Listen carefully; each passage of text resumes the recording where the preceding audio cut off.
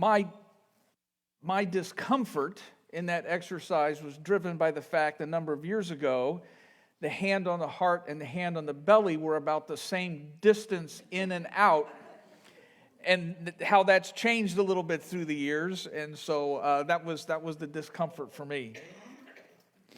This is not out of focus. Purposefully, this is how it's supposed to look. This picture behind me, because I think that things that we thought were clear have been muddled. And even culturally and socially, things are not as in focus as they once were. When I was a child, I was very clear and aware of the battle lines. We knew who was who. It was us, and then there was also them. We looked out there and we saw culture as the problem. The world was dangerous, so we had to be on our guard. There was tension, this tension between who we saw as God's people and who we saw as the culture. Not all at once, but slowly through the years things changed. The world became not quite so foreign as it used to be. We became more comfortable in culture. In some ways, this was good. But let's maybe ask this question: are we too comfortable with a culture around us? Are there values in culture that clash with the values of Christianity? In the next few weeks, we're going to look at this question. Where does our ethics, our culture, our beliefs clash with that of the greater culture? So today, the question is, what should our focus be? Should it be on right now, the immediate, or should our focus be on something longer term? Now, this is the easiest of the weeks. I think we should know the answer. Speaking of long term, real quick, let me just do this commercial. If I didn't send you an Israel email this week and you are still interested in going, will you please tell me that today or email that today? And that maybe I just slipped my mind, or maybe you went to spam or something. I want to be sure that you're getting those emails. Our airfare is secured. We'll be flying Air Canada, and our layover will be in Montreal. Not that means anything to anybody, but that's just how that's going to work out. I want to be sure I don't leave anybody out. We're going to have a really, really good group going. Sorry for that little commercial there. Matthew chapter 6, verses 19 to 21. It says, "Do not store up for yourselves treasures on earth, where moths and vermin destroy, and where thieves break in and steal, but store up for yourselves treasures in heaven, where moths and vermin do not destroy, and where thieves do not break in and steal. For where your treasure is, there your heart will be also." Our current default position in most of the world is immediate gratification. We like an instant satisfaction of the impulse. We live in a culture that likes to go from high to high to high, has to be entertained all the time. Last night, my wife and I did something we don't normally do. It was a Saturday, and there's a lot going on in our house and our family right now. And about 1 o'clock, I think Michelle said, "Well, I could make tacos, or we can go out tonight." And I said the second one. And we had a gift card to Olive Garden. We have an Olive Garden very close. And so I said, let's go to Olive Garden. Let's go early. Let's leave here at 4:30 so we can beat the crush and everything. And we went at 4:30, and we couldn't find a parking spot. And we had to wait a half an hour to sit. Didn't end up being a half an hour. And and I was sitting there, and I was waiting for a table, and I was looking at someone. There was a couple sitting there, younger couple, waiting for a table, and they were sitting right next to each other. And he was like this, and she was like this. And I noticed that more and more and more. We have to this constant feed, this constant hit of information, and yet they're out together. and no interaction. We live in a culture we want to purchase things now. We want to get the highest risk of return right now. Just earlier this week or the previous week, I can't remember, it's been just in the last few days, I went to the corner this way to the Shell station, get a little bit of gas, and I walked in, and when I walked in the station itself, there was like a line of 7 people waiting at the cash register, and I immediately thought, Powerball must be high. And sure enough, it was. And we were talking just this morning here. What's funny is, we all realize, of course, that the higher it goes, the less likely it was microscopic to begin with. It's even more microscopic. But we're always pursuing the next high point. Look what's happened culturally. Let's just go to the last 20 years. In the last 20 years, we've gone from Enron to the housing crisis to Bernie Madoff to now the crypto crash. Do you see a common thread? It was quick. It was easy. We're going to get a lot of bang for the buck, and I don't have to do anything. It's just going to be there. Pretty soon, it can become a problem. And we go from high to high. It damages us emotionally. When we're always pursuing the next thing, we have to have the next purchase. It damages us financially. Sometimes even in the middle of a relationship or in the middle of a marriage, we turn toward the exciting event. Eventually, if a couple's going to have a really good marriage, you just have to be in the same house with not much going on, and it's got to be okay. About 2 years ago, my son was talking to us on the phone, and he said something like, "What are you and Mom doing?" And we said, "Well, nothing." And my son said, "Dad, you and Mom, you got to get out. You got to meet a whole bunch of new friends." I said, "Son, at this age, we're looking to throw a few overboard." Now, I was just joking with him. But everybody's laughing because you know exactly what I'm talking about. And so we're driven by, what do I want? What do I want right now? Some of us can go back to high school, and all I have to ask you is, I could just say, what clothing item did you have to have in the middle of high school? And if I didn't even know your picture, we're just talking to you on the phone, and you tell me that item, I'll tell you what year you graduated.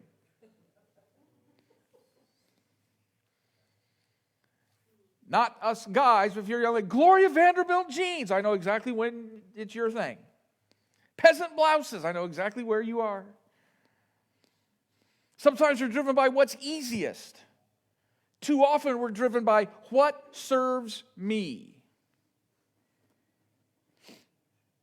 So you hear this, live your joy, follow your heart, buy what you deserve. By the way, listen to the commercials.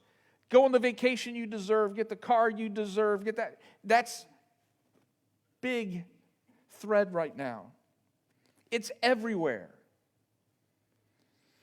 And then you look at the newspaper, read the financial pages, you'll look at consumer debt right now, where it's at. And it's all this reflective of a value. We even make choices in relationships, in friendships, in work relations, based on nothing more than what feels good at this moment. There's another position that we've had through the years, and that is just, I'm just going to withdraw for everything. I'm just waiting for heaven. I'm waiting to row my boat over the other side of the Jordan and get my wings and sit with my crown. And I heard that growing up, and I went, that sounds awful. Yuck. You know, I know what they mean. I would express it differently. But I'm not sure that's the ideal either. I saw a lot of people that said, oh, anytime God wants to take me to heaven, and then when they got the bad news, they were clinging to every last vestige of this life. And I noticed, wait a minute, there's a dichotomy there. There's been a lot of people that said, I can't wait to get out of here. Get rid of this old body, get rid of this old earth, get rid of all of this. I can't wait to get on that golden shore.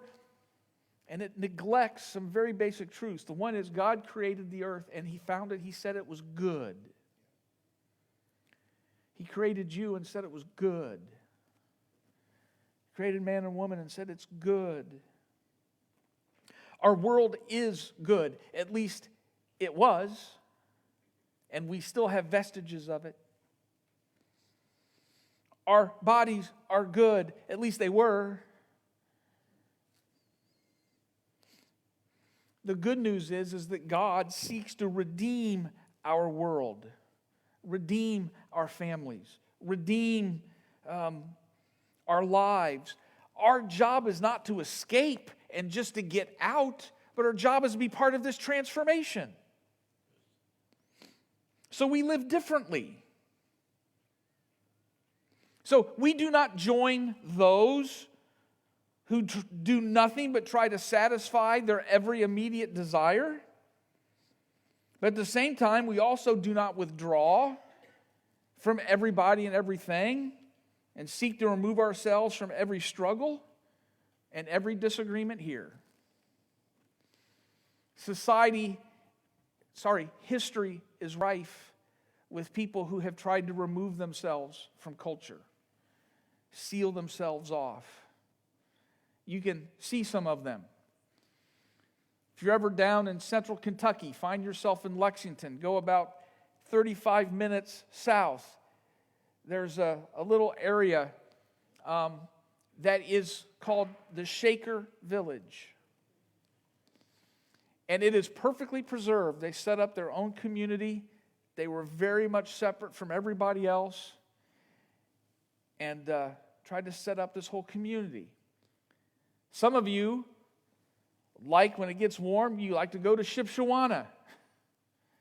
And you find vestiges of another community. They're not as much as... They're pretty in touch and involved with their culture too.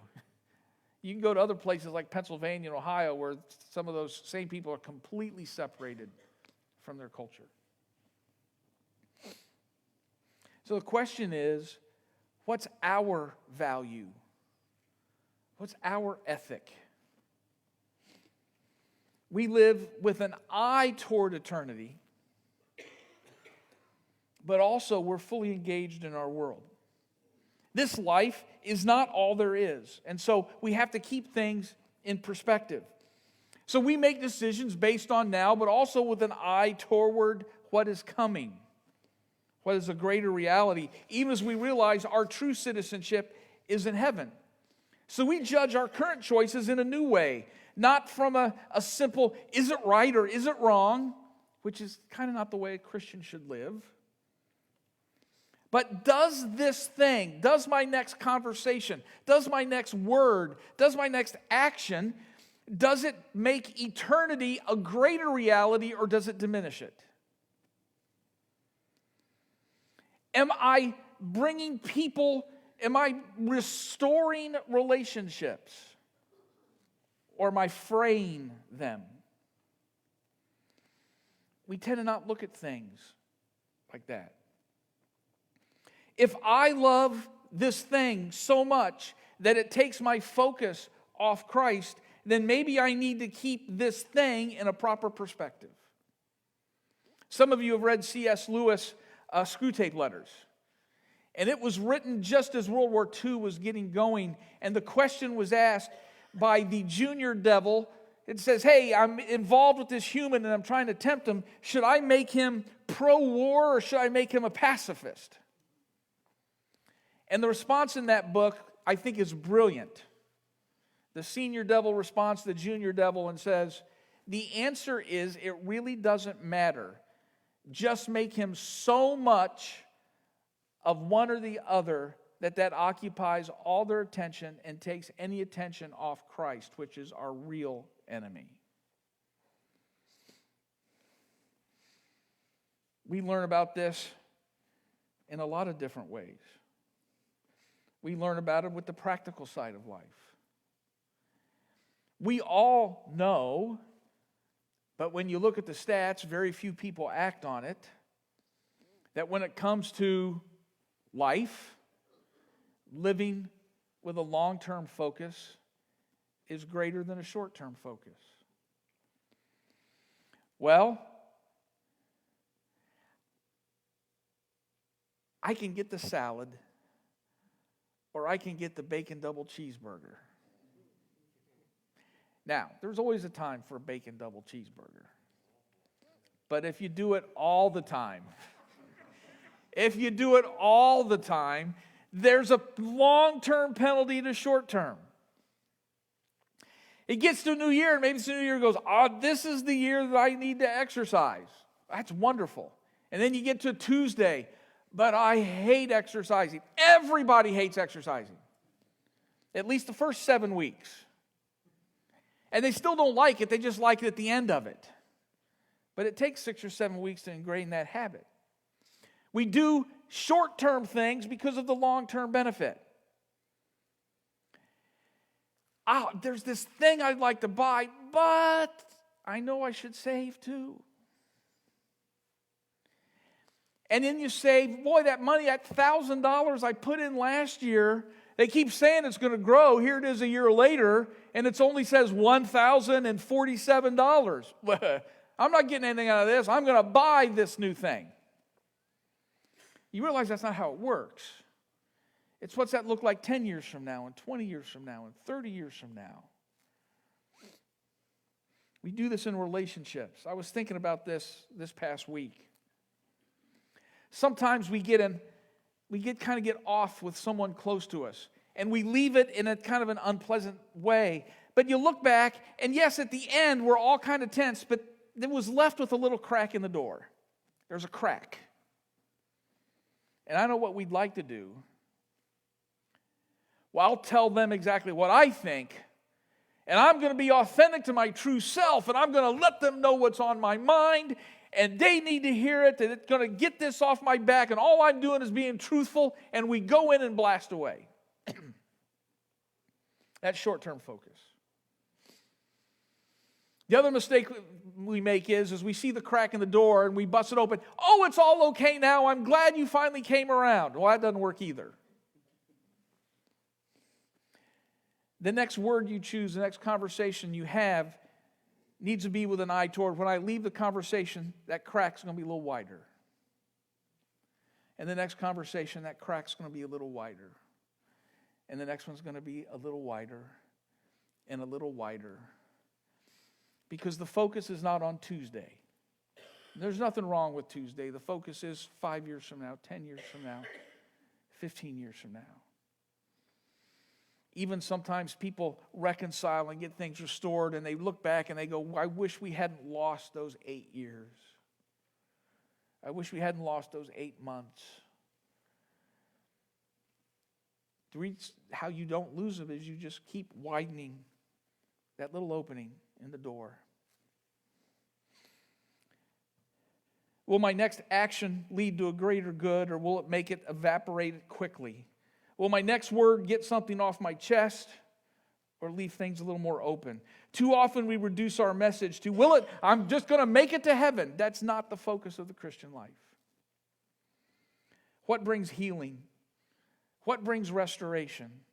What leads someone else a little closer to their opening that will improve their life? What brings long-term health and good? What keeps relationship? What follows God's will for my life? Those are the questions we ask. Not just short-term, but what long-term, not only for me, for other people. And so we think about the future of the church. Our message is timeless. When done, when spoken correctly, it is the message that was proclaimed 1,900 years ago, and 900 years ago, and 100 years ago. And we also want to proclaim that message in 2025, and 2085, and 2135, and all those things. That's why we give. That's why we participate. That's why we give our energies.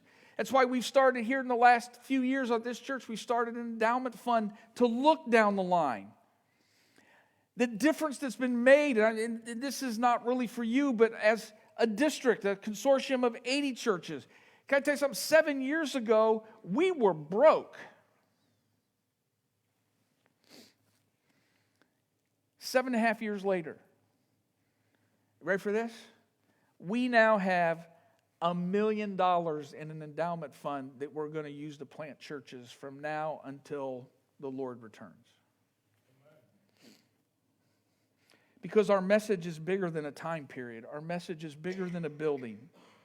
Our message is bigger than a person. I'm thrilled with the direction of the church.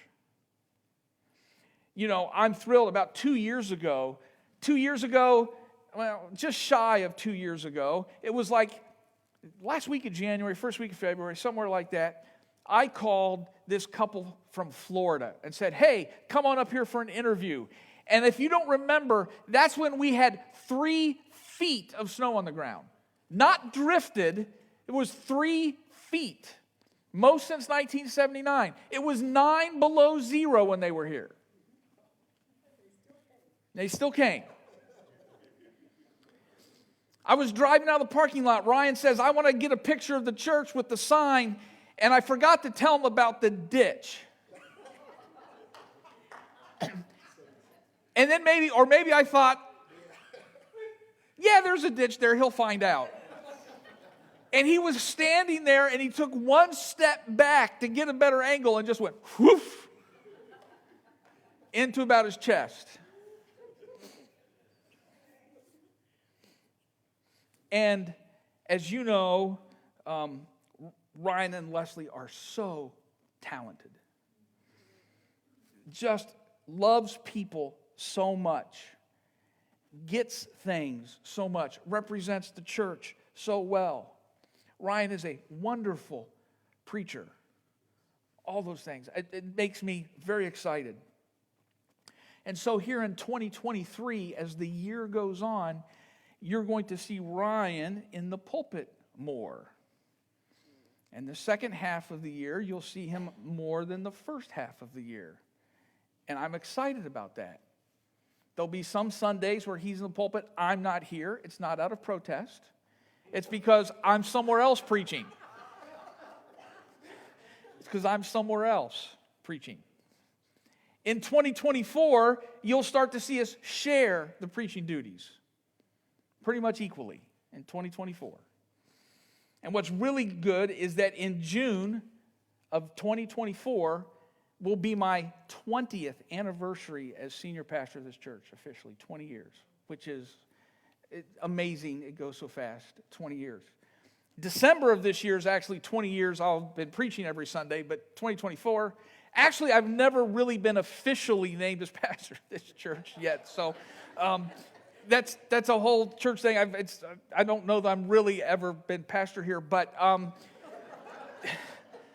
from a district perspective. But in June of 2024, first Sunday of June 2024, will be my 20th anniversary senior pastor of this church. And on the first Sunday of 2024, that will also be my last Sunday as senior pastor of this church. And at 20 years. And while there is an official process that we'll go through, the aim, and the DS is on board, there's been a lot of discussions, will be that Ryan becomes the senior pastor of Mundy. And he is, I'm the one at the start of the ordination process. You have to meet me for a weekend. And the last person you have to talk to before you're ordained is me as well. I don't know how I got to be the bookend of this process, but I'm the bookend of this process. Ryan knows this. He's seen it at both ends already. And that's just, and trust me when I say, the dozens upon dozens of people, he is by far and away at the top of the heap. The absolute top of the heap. And 20 years is time for new voices and new leadership to emerge. At the end of that point, We're not going to be strangers. We got grandkids here. The intention is our membership will still be in this church, and you'll still see us. There'll be a lot of Sundays I'm going to be out preaching and doing stuff. But that is the goal and the aim, and one in which I am extremely excited about. And so this is not the time. This is 17 months from now. So we got a lot of time and a lot of celebrating and a lot of people to love and a lot of people to reach out and a lot of things to build on and all of those things. And time for new faces and all that kind of stuff. I want to be sure that you know what is coming down the line, and that this is a conversation that I started long before I started talking to this about Ryan a year ago. Because I sensed it coming a year and a half, 2 years ago. And so I want you to be fully on board. And this is good news. And this is really a good thing for a lot of different reasons. Now, anytime, first of all, tonight is soup night, by the way. It's first Sunday, soup night. You can ask me any question you want at any time in this. I'll answer any question. And I just wanted everybody on board, everybody to understand. The board knew I was doing this today. Everything's going on. This is reason to be excited and good and celebrate and all of that. And I just wanted everybody to be on board, because the future of this church, the future of our message is bigger than anybody, any time period, any place, any person. And if that little news at the end of the sermon causes for celebration, wonderful. If it causes consternation, please don't let it. I just don't want anything to be hidden. And I love everybody, and the future is bright, because I've seen the last chapter, and the last chapter is good. Let's walk in it together. Let's have a worship team come.